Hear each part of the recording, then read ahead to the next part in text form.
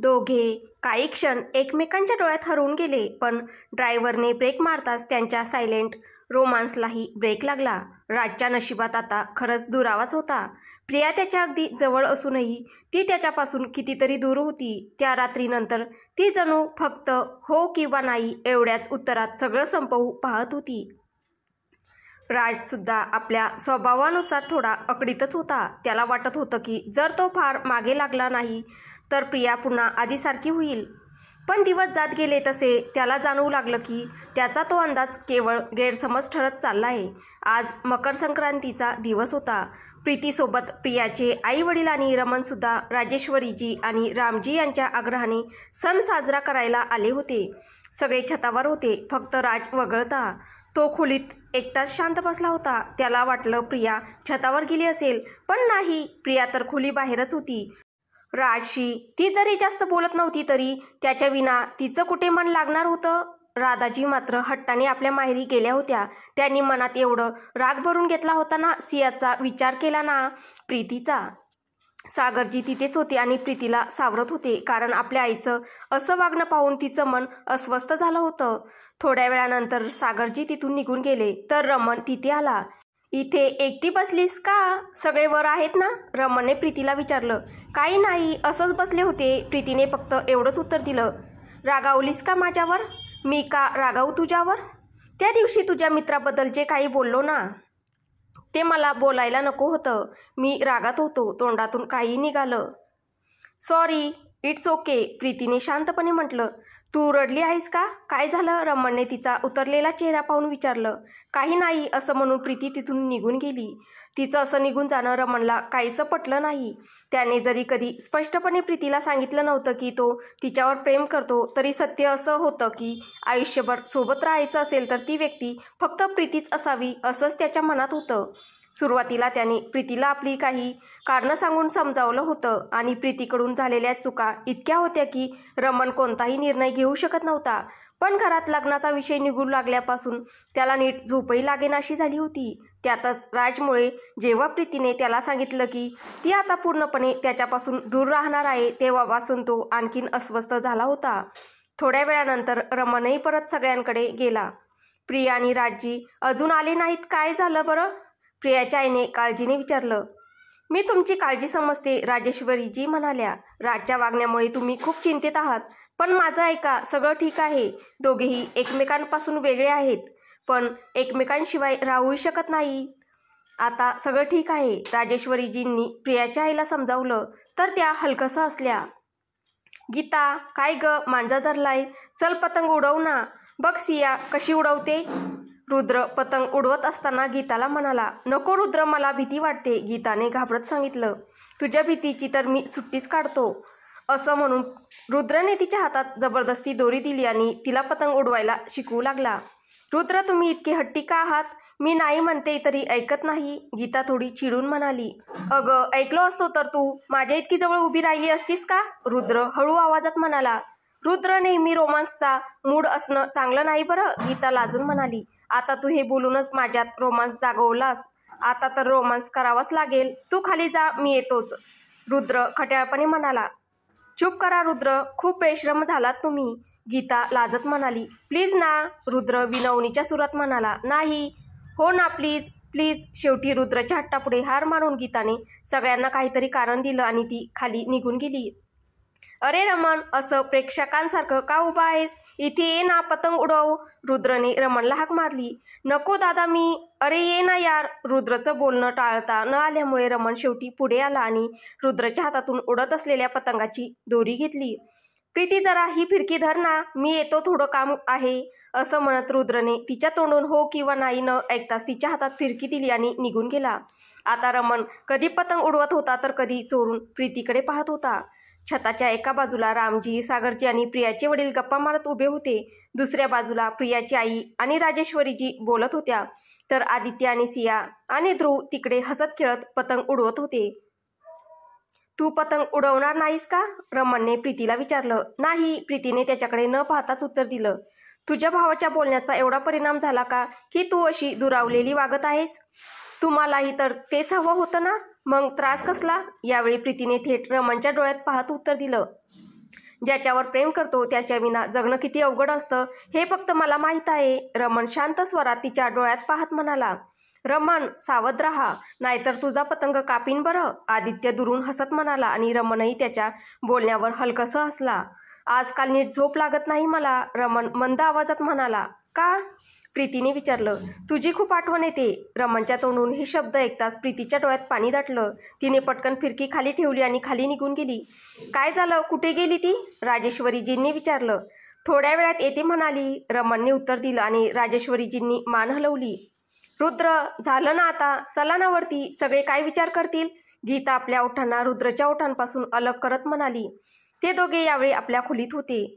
आता तर फक्त किस केला आहे आणि म्हणते आहे, झालं, मला पूर्ण रोमांस करायचा आहे. रुद्र गीताच्या चेहऱ्याला किस करत म्हणाला. नाही ना रुद्र, गीता, असे नखरे करशील तर तू आई आणि मी बाबा कसे बनणार? असं म्हणत रुद्र गीताच्या मानेला किस करू लागला आणि हळूहळू गीताही त्याला प्रतिसाद देऊ लागली. राजच्या खोलीत एका बाजूला तो शांत बसला होता आणि दुसऱ्या बाजूला प्रिया उभी होती. तू खाली का आलीस? जा ना, तुझे आई बाबा आले आहेत, तुझा भाऊ आलाय, त्यांच्यासोबत सण साजरा कर. राज डोळे मिटत म्हणाला. तुम्हीही चला ना, सगळे तुम्हाला वर बोलावत आहेत, प्रियाने हळू आवाजात सांगितलं. आणि तुला काय हवं आहे? राजने डोळे उघडत विचारलं. काय म्हणायचं आहे तुम्हाला? प्रियाने विचारलं. काही नाही, राहू दे, तू जा, मला यायचं नाही, राज म्हणाला. का नाही यायचं तुम्हाला? तुम्हाला मकर संक्रांती आवडत नाही का? तुला मी आवडतो का? आधी हे सांग. आता राज आपल्या जागेवरून उठत म्हणाला. हा कसला प्रश्न आहे? प्रिया आश्चर्याने म्हणाली. जसा असायला हवा तसाच. तुम्ही वर चला ना, प्रियाने टाळण्याच्या सुरात सांगितलं. आधी उत्तर दे. तुमचा प्रश्नच योग्य नाही. मग योग्य काय आहे? काही नाही, प्रियाने नजर चुकवत म्हटलं. काय काही नाही? सगळं बघतोय मी या दिवसात. बदलते आहेस तू, राज हलक्याने प्रियाचे केस पकडत म्हणाला. प्रियाने किंचितही चकित न होता आपला चेहरा वर केला आणि राजकडे पाहू लागली. जाणून बुजून करतेस ना? राज थोड्या रागाने म्हणाला. मी काही करत नाही, प्रिया शांतपणे म्हणाली. खूप काही करतेस तू. काय करत आहे मी? तुला ठाऊक नाही? नाही. माझ्या तोंडून ऐकायचं आहे का? मला काही ऐकायचं नाही. मी फक्त तुम्हाला वर बोलवायला आले, मला यायचं नाही. असं म्हणत राजने प्रियाचे केस सोडले आणि तिला हलकसं मागे ढकललं. ठीक आहे, मी जबरदस्ती करणार नाही, असं म्हणत प्रिया निघायला लागली. तेवढ्यात राजने तिचा हात धरला आणि तिला परत आपल्यासमोर उभं केलं. मग तिच्या कमरेभोवती हात ठेवून काही न बोलता फक्त तिच्याकडे पाहत राहिला. प्रिया मात्र त्याच्याकडे नजर न मिळवता खाली पाहत उभी होती. किती बेदर्द झाले आहेत तुझे हे डोळे. या डोळ्यात मी स्वतःला पाहायचो, पण आता हे डोळे मलाच पाहत नाही, राज शांत पण भाऊक आवाजात म्हणाला. हे ऐकताच प्रियाचे डोळे मिटले. तिच्या पापण्या किंचित ओलसर झाल्या. त्या दिवशी तू दुसऱ्याशी लग्न करणार असं का म्हणालीस? अजूनही विश्वास बसत नाही की हे शब्द तुझ्या तोंडून आले होते. माफ करा, प्रिया हलक्या आवाजात म्हणाली. नाही करणार माफ, कारण विसरूच शकत नाही ते शब्द. आणि माझ्याकडे पाहिल्यावर डोळ्यात वेदना होते का, म्हणून अशी नजर वळून उभी राहतेस? तुम्ही जरा जास्त विचार करता आहात, प्रियाने हलकेच उत्तर दिलं. तूच मला मजबूर केलं. असं काय केलं मी? एक गोष्ट विचारू? काय? माझ्या विनावर छतावर मन लागलं नाही ना? या प्रश्नावर प्रिया काहीच बोलली नाही. बोल ना, ती पुन्हा गप्प राहिली. बोल, मला ऐकायचं आहे, असं म्हणत राजने तिच्या कमरेवर हलकासा दाब दिला.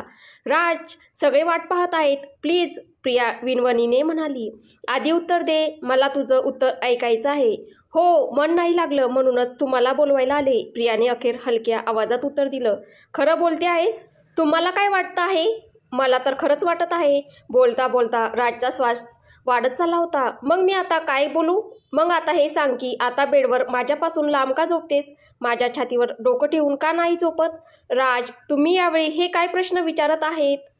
संध्याकाळ होत चालली आहे, चला वरती जाऊया. ठीक आहे, पण एक अट आहे. काय? किस करायचं आहे मला आणि समोरून तूही करशील. नाही राज, आता नाही. मग मी येत नाही. हे चुकीची गोष्ट आहे. सगळं बरोबर आहे.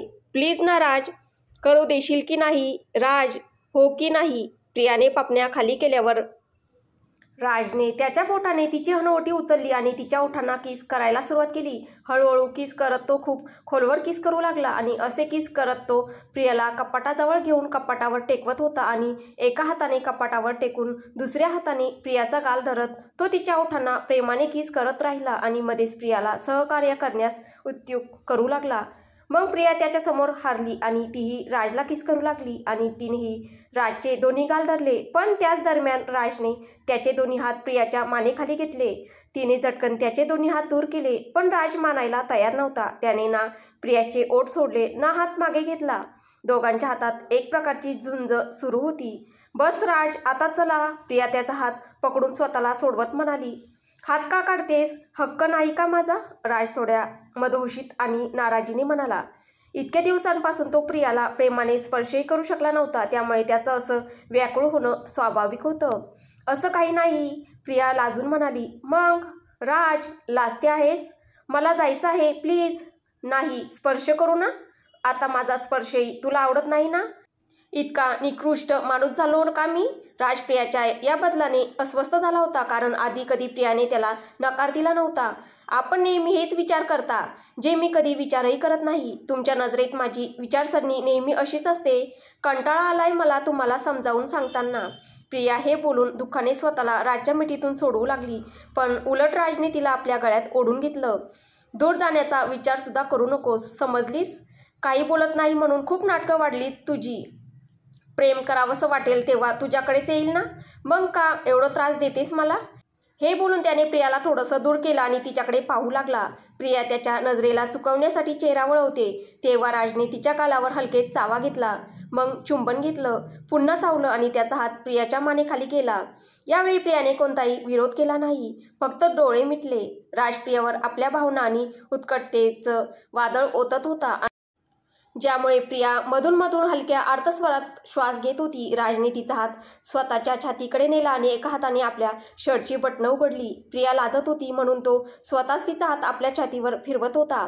प्रियाने त्यावेळी जीन्स आणि टॉप घातला होता आणि राज जसा तिचा टॉप काढण्याच्या तयारीत होता तितक्यात दरवाजावर ठकठक झाली. राज रागाने ओरडणारच होता की प्रियाने पटकन त्याच्या तोंडावर हात ठेवला. रागाने तापलेल्या राजने तिच्याकडे पाहिलं तर प्रियाने नकारार्थी मान हलवली. राजने मनावर नियंत्रण ठेवत स्वतःला शांत केलं. प्रियाने त्याच्या केसांवर हात फिरवत त्याच्या शर्टचे सगळे बटणं बंद केली. हे पाहून राजने तिच्या कपाळावर हलकं चुंबन घेतलं. यानंतर प्रिया स्वतःला सावरून दरवाजा उघडायला गेली. दरवाजा उघडताच समोर ध्रुव उभा होता. हिरोईन, हिरोवर का नाही आला अजून? त्याने तर सांगितलं होतं ना माझ्यासोबत पतंग उडवणार आहेत. ध्रुव थोडा नाराज होत म्हणाला. ध्रुवचं बोलणं ऐकून प्रियाने मागे वळून पाहिलं. राजही तिथे आला होता. मी येतच होतो, तू खाली का आलास? राज अगदी सामान्यपणे म्हणाला. मी तर किती वेळापासून वाट पाहतोय, ध्रुव उदासपणे म्हणाला. ठीक आहे, चल आता आपण दोघं वर जाऊया. राज खोलीतून बाहेर पडत त्याच्याकडे बोट पुढे करत म्हणाला. हिरो, आज आपण सगळ्यांच्या पतंगा कापूया. ध्रुव उत्साहाने राजचं बोट धरून म्हणाला. त्याला काय माहीत की त्याने तर आधीच राजच्या रोमांचा धागाच कापला होता. दरवाजा बंद कर आणि तूही चल वर, राजने प्रियाकडे पाहत सांगितलं. प्रियाने मान हलवत होकार दिला आणि तिघही छतावर आले. रुद्र आणि गीता तर आधीच आलेले होते. अरे वा, शेवटी आणलंस ना तू तुझ्या हिरोला आणि त्याच्या हिरोईनला? आदित्य ध्रुवकडे पाहत थट्टेने म्हणाला. त्याचं बोलणं ऐकून राज प्रियाकडे पाहू लागला. प्रिया मात्र ध्रुव आणि आदित्यकडे पाहत हलकसं हसली. सगळे आपापसात बोलण्यात गुंतले, पण त्या दरम्यान राज आणि रमण एकमेकांशी एक शब्दही बोलले नाहीत. प्रीतीही छतावर आली होती, पण राजच्या भीतीने ती रमणकडे पाहायलाही धजावली नाही. काय करत होतीस इतका वेळ खाली तू? राजेश्वरीजी हळूच प्रियाला विचारतात, पण बाजूलाच प्रियाची आई उभी होती. यांना बोलवायला गेले होते सासूबाई, प्रिया शांतपणे म्हणाली. तर मग तुझ्या यांना बोलवायला एवढा वेळ लागला का तुला? नाही म्हणजे मी विचार केला धुतलेले कपडेही गोळा करून टाकते म्हणूनच थोडा उशीर झाला, प्रियाने खोटं सांगितलं. असं का? मग त्या ड्रॅकुलानेही मदत केली असेल तुझी? हां, ड्रॅकुला का म्हणताय तुम्ही सासूबाई? अच्छा, ठीक आहे राज, बस. त्याने मदत केली तुझी? कपडे गोळा करण्यात? कोरडे झालेले कपडे? बस तेवढेच करायला गेली होती, रोमॅन्स नाही केला ना? ध्रुव आला होता ना? भोळी राणी प्रिया आपल्या त्या साधेपणात नकळत बोलून गेली. हे ऐकून राजेश्वरीजी छतभर फिरत हसत राहिल्या, तर प्रियाच्या आई ओठांवर हात ठेवून प्रियाकडे अविश्वासाने पाहत राहिली. हे पाहून प्रियाने डोळे मिटून आपलं कपाळच बडवून घेतलं. काय झालं मोठी आई, एवढं का हसताय तुम्ही, सियाने विचारलं. पण राजेश्वरीजी काही न बोलता फक्त हसत राहिल्या. सासूबाई, प्रियाने दयाभावनेने चेहरा करत राजेश्वरीजींकडे पाहिलं आणि त्या तर अजूनच हसायला लागल्या. बाकी कुणाला काय समजलं नसलं तरी पण राजला मात्र लगेच लक्षात आलं त्याच्या भोळ्या राणीने असं काहीतरी खरं बोलून टाकलं होतं जे तिला बोलायला नको होतं. थोड्या वेळाने, इकडे ये, हे पकड, राजने प्रियाला आपल्याजवळ बोलावून फिरकी पकडायला सांगितली. नको, तुम्ही कुणा दुसऱ्याला बोला ना, प्रिया थोडी लाजत म्हणाली. का, राजने भुवया उंचावत विचारलं. माझ्या हातातून ही फिरकी घसरून पडते, प्रिया लहान मुलीसारखं तोंड करत म्हणाली. नाही पडणार, आता तूच पकड, राजने आदेशाच्या सुरात सांगितलं. तर प्रियाने फिरकी पकडली. दोनदा प्रियाच्या हातातून फिरकी खाली पडली. त्यामुळे ती घाबरली की आता राज रागावेल. पण राजने काही राग केला नाही. उलट त्याने प्रियाला शांतपणे शिकवलं की फिरकी कशी धरायची म्हणजे ती हातातून घसरणार नाही. थोड्या वेळाने राजची पतंग आदित्यच्या पतंगेशी अडकली. दोघेही जोरजोरात पतंग खेचू लागले आणि शेवटी आदित्यची पतंग कापली गेली. सगळे आनंदाने ओरडले. पण राज शांत राहिला. त्याला अशा ओरडण्याची सवय नव्हती. पण मागून त्याची भोळी राणी जोरात ओरडली. कापा, आदित्य भाऊजींची पतंग तर गेली. हे ऐकून राज मागे वळून आश्चर्याने प्रियाकडे पाहू लागला. ती आपल्या धुंदीत भोपू वाजवत मस्त मजेत होती. तिला असं करताना पाहून राजला हसू आवरेना. तो पतंग उडवत एकटाच हसू लागला. त्याला असं हसताना पाहून सगळे त्याच्याकडे पाहू लागले. इतकंच काय, प्रियाही थांबून त्याच्याकडे पाहू लागली. जेव्हा राजला जाणवलं की सगळ्यांची नजर त्याच्यावर आहे तेव्हा तो गप्प झाला. इकडे ये, पतंग उडव, राजने प्रियाला म्हटलं. नाही, काय नाही, प्रत्येक गोष्टीला नाही नाही म्हणायचं चालू झालं आहे तुझं आता, राज थोडं रागावून म्हणाला. पण मला येत नाही ना, प्रिया हळू आवाजात म्हणाली. प्रिया, असं घाबरून का बोलतेस, पुन्हा ओरडलास तर फिरकी मार त्याच्या डोक्यात, रुद्रने हसत म्हटलं.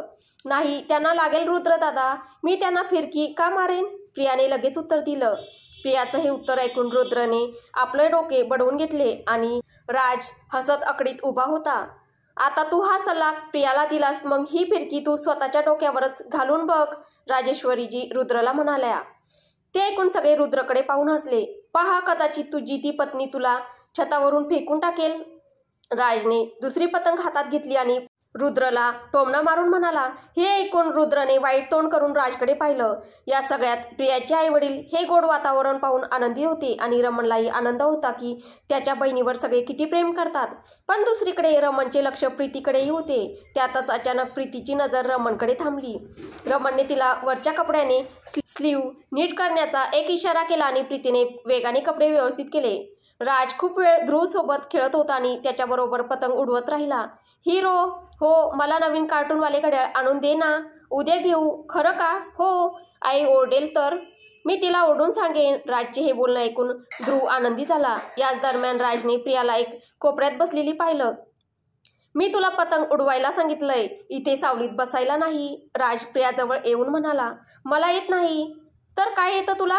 किनार बांधणं, पतंग धरून ठेवणं आणि पतंग उडवणाऱ्या व्यक्तीचा पतंग थोडंसं दूर नेऊन हलकं उडवून देणं म्हणजे त्याला पतंग उडवण्यात मदत होईल. हे काय मेनू सांगतेस? नाही, मी फक्त काय काय येतं ते सांगते. आता पतंगही उडवशील, चल, असं म्हणत तो प्रियाला स्वतःबरोबर घेऊन गेला. तुम्ही एवढा हट्ट का करत आहेत? कारण मला करायचं आहे, राजजी, तिला पतंग उडवायला येत नाही, तिला मांजामुळे भीती वाटते, रमणने राजजवळ येत म्हटलं. तर तिची भीती दूर करायला पाहिजे, वाढवायला नाही, राजने म्हटलं. प्रत्येकाची आपली इच्छा असते, रमण म्हणाला. आणि माझी इच्छा अशी आहे की माझी बायको घाबरू नये, उलट हा सण आनंदाने साजरा करावा. यात काही चूक आहे का? राजने भुवया उचलत विचारले. हे ऐकून रमणने प्रियाकडे पाहून म्हटलं. घाबरतेस तर करू नकोस, रमण एवढे म्हणून निघून गेला आणि राजनेही नजर दूर केली. हात दे, राजने प्रियाला म्हटले. का? प्रियाने विचारले. अलीकडे तू सतत का असं का म्हणतेस? मला घाबरतेस का? राजने विचारलं. तुम्हाला नाही, तुमच्या रागाला, प्रियाने उत्तर दिलं. मी इतका राग करतो का? त्याच्या या प्रश्नावर प्रिया काही बोलली नाही. फक्त तिने आपला हात पुढे केला. उत्तर का नाही दिलंस? असंच. असं नाही, आधी उत्तर दे. मी खरंच खूप राग करतो का? हो, प्रियाने हळू आवाजात सांगितलं. असं का वाटतं तुला? कारण तुम्ही खरंच रागावता, कारण तुम्हाला माझ्यात हेमंत दिसतो, प्रिया थोडी उदास होऊन म्हणाली. प्रिया, काय बोलतेस हे काहीही? राजने मंद पण गंभीर आवाजात विचारलं. तुम्ही बदलू नका राज, आता मला का समजावता, का माझी काळजी करता? मीच तुम्हाला बदलून टाकेल ना, तर आधीसारखंच मला माझ्या अवस्थेत राहू द्या. जेव्हा सगळं ठीक होईल, जेव्हा काहीच मार्ग राहणार नाही, तेव्हा मी स्वतःहून तुमच्याकडे येईन. प्रियाचं बोलणं ऐकून राजने नजर वळवली, कारण त्याच्या मनातही तीच गोष्ट होती जी प्रिया बोलली होती. हे पाहून प्रिया निघू लागली. तेवढ्यात राजने तिचा हात पकडला आणि तिच्या बोटांना पट्टी बांधू लागला, म्हणजे ती पतंग उडवताना मांजा लागणार नाही. त्याने फिरकी प्रीतीकडे दिली आणि प्रियाला पतंग उडवायला शिकवू लागला. आता पुढे काय होईल हे आपल्याला पुढच्या भागात पाहायला भेटेल. तुम्हाला ही कथा कशी वाटते आहे कमेंटद्वारे नक्की कळवा. कथा आवडत असेल तर व्हिडिओला लाईक करा, शेअर करा. कथेचे पुढील भाग पाहण्यासाठी आपल्या चॅनलला सबस्क्राईब करा. धन्यवाद.